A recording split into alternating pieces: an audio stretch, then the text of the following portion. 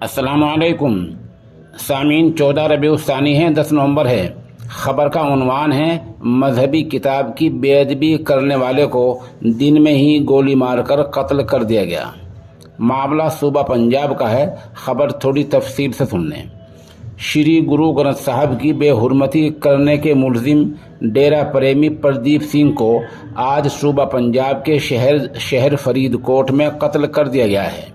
प्रदीप को उस वक्त निशाना बनाया गया जब वो अपनी डेयरी की दुकान खोल रहा था।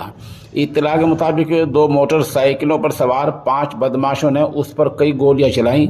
इस हमले में प्रदीप सिंह के गार्ड समेत 3 दूसरे लोग भी जख्मी हो गए।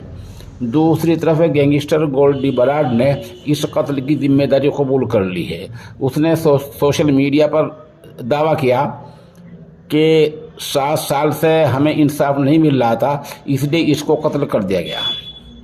बता दें कि प्रदीप ने 2015 में पंजाब के गांव बरगाड़ी के गुरुद्वारा साहब से श्री गुरु ग्रंथ साहब को चुराकर उसके औराक फाड़ दिए थे, जिसकी सिख समाज ने मुखालफत की थी। इसके बाद उसके खिलाफ मुकदमा दर्ज करके उसको जेल भेज दिया गया था। अब वो जमानत पर बाहर आया हुआ था।